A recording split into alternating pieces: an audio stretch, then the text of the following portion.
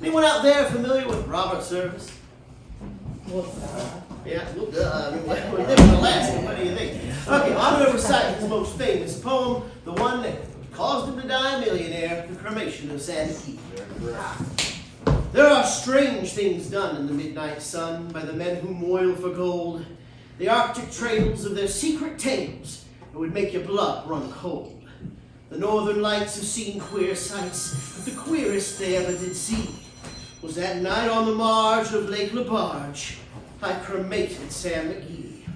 Now, Sam McGee was from Tennessee, where the cotton blooms and blows. Why he left his home in the south to roam round the poles, God only knows. He was always cold, but that land of gold seemed to hold him like a spell. But we'd often say in his homely way that he'd sooner live in hell. On a Christmas day, we were mushing our way over that Dawson trail.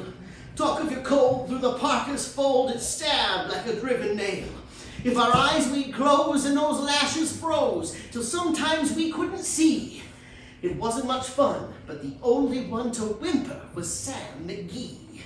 And that very night, as we lay packed tight in our robes beneath the snow, the dogs were fed and the stars overhead were dancing heel and toe, he turned to me and, "Cap," says he, "I cash in this trip, I guess. And if I do, I'm asking that you won't refuse my last request." Well, he seemed so low that I couldn't say no. And he says with a sort of moan, "It's the cursed cold, and it's got right hold till I'm chilled clean through to the bone. You take being dead, it's the awful dread of that icy grave that pains. So I want you to swear that foul or fair, you'll cremate my last remains." Now a pound's less need is a thing to heed, so I swore I would not fail. We started on at the streak of dawn, but God, he looked ghastly pale. He crouched in the sleigh, and he raved all day of his home in Tennessee. But before nightfall, a corpse was all that was left of Sam McGee. There wasn't a breath in that land of death, and I hurried, horror-driven, with a corpse half-hid that I couldn't get rid because of that promise given.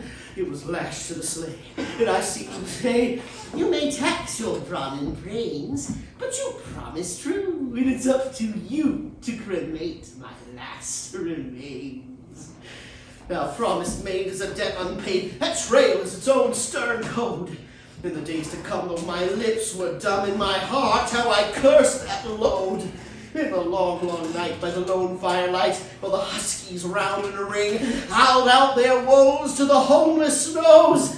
Oh, God, how I loathed that thing. And every day that quiet clay seemed to heavy and heavier grow. On I went, though the dogs were spent, and that grub was getting low. The trail was bad, and I felt half mad, but I swore I would not give in. And I'd often sing to the hateful thing, and it hearkened with a grin, till I came to the marge of Lake LaBarge, and a derelict there lay.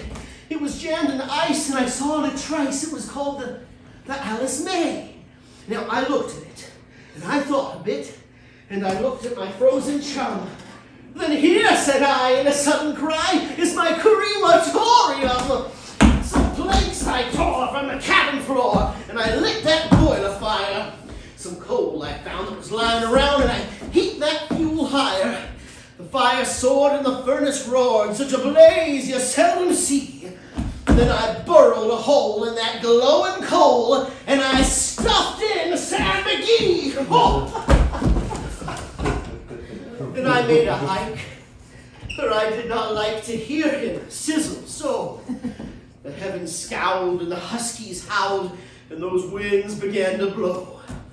It was icy cold, but the hot sweat rolled down my cheeks, and I don't know why. And the greasy smoke in an inky cloak went streaking down the sky. I do not know how long in that snow I wrestled with grisly fear, but the stars came out. They danced about ere again I ventured near. I was sick with dread, but I bravely said, "I'll just take a peek inside. I guess he's cooked." And it's time I looked, and that door I opened wide.